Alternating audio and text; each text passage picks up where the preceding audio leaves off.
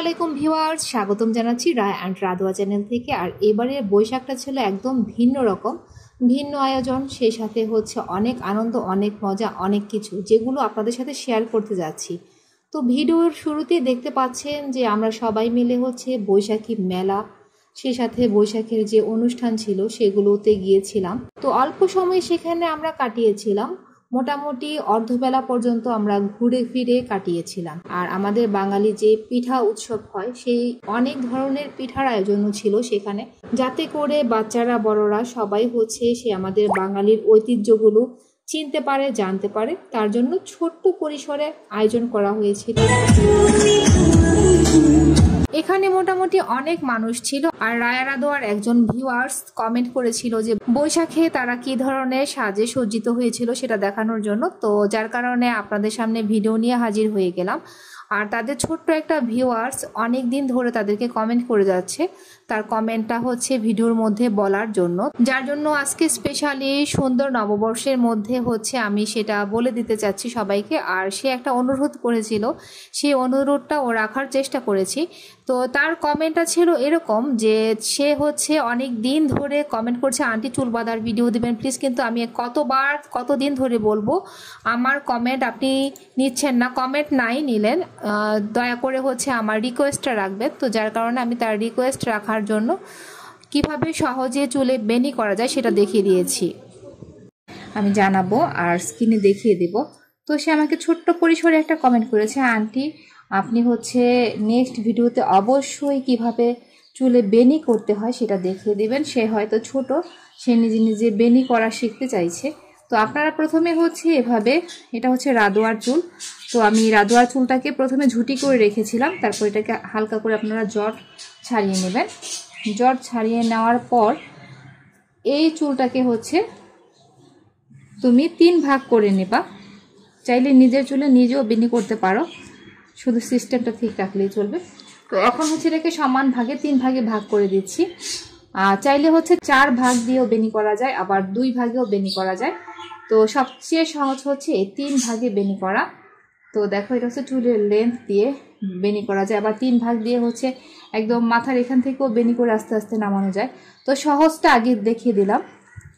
তো প্রথমে হচ্ছে এই যে ডান হাতের ভাগটা এভাবে হচ্ছে এই পাশে নিয়ে আসবা, তারপর হচ্ছে এখান থেকে এটাকে টেনে ধরে এই বাম হাতের ভাগটাকে এভাবে নিয়ে আসবা।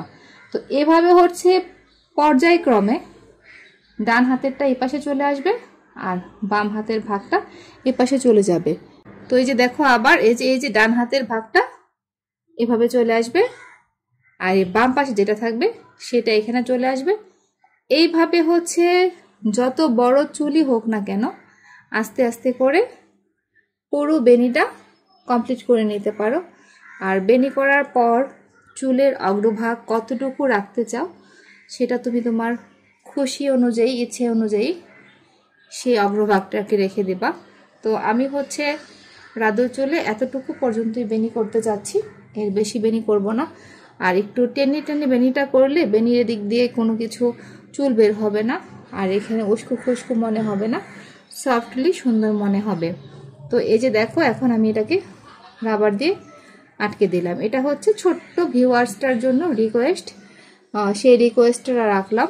আর সব সময় বেনি করার পর চেষ্টা করবা চিকন চিকন রাবারগুলো হচ্ছে বেনির অগ্রভাগে ব্যবহার করার জন্য, তার উপরে স্টাইলিস্ট কোনো হেয়ার ব্যান্ড বা রাবার আটকে দিলেই চলবে। তো এই যে দেখো ছোট্ট সুন্দর রাধুর বেনিটাকে তোমার সামনে তুলে ধরলাম, একদম সুন্দর করে এভাবে চুলের বেনিটা করতে পারবা খুব সহজেই।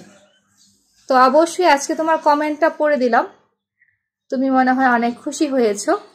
কমেন্ট করে ভিডিওতে অবশ্যই জানানোর চেষ্টা করবা যে তোমার রিকোয়েস্টটা রাখার কারণে এখন কেমন লাগছে। আর এটা হচ্ছে ছোট্ট রাধু, রাধু একটু সামনে তাকাও, এই যে ছোট্ট রাধু। আর এখন পিছনের বেনিটাকে দেখিয়ে দিই, এই যে রাধুর বেনিটা। রোদে আমরা এই রোদে দেখো কি সুন্দর হাওয়ায় বসে এরকম গেলাম যে তাহলে বসে কেবল, তাই তো? কেমন লাগছে তোমাদের কাছে? অনেক মজা লাগছে, অনেক বেশি মজা লাগছে। একদম গ্রামে চলে গেছে। দেখো এখানে ওই দূরে দেখো কি সুন্দর পুকুর রয়েছে দেখতে পেয়েছো, আর একটা সুন্দর একটা ঘর আছে ওই যে গাছের নিচে, আম গাছের নিচে। ভালো লাগছে না এখানে? খুব ভালো লাগছে। তাই তোমার কেমন লাগছে? আমার ভালো ভালো লাগছে।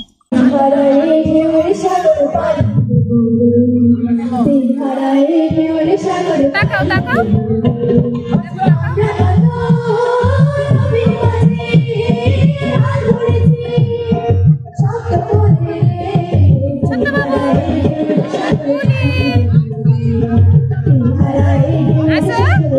চলে আসো মা,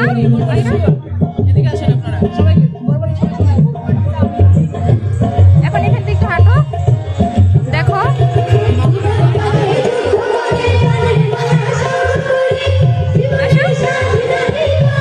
চলে আসো।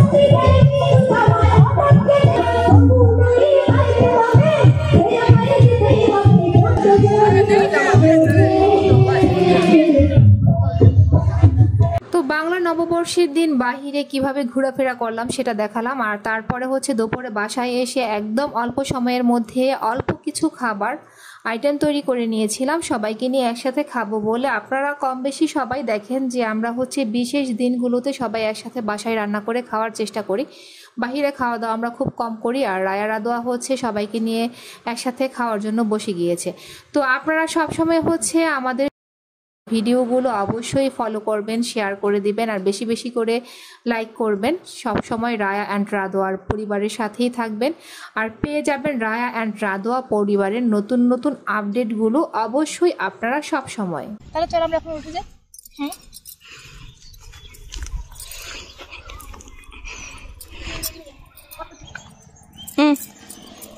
তো চলো আমরা এখন বাসায় চলে যাই। আর বাসায় চলে যাওয়ার আগে অবশ্যই বন্ধুদের কাছ থেকে একটু বাইরে বলে দাও, বলে দাও, বলে দাও।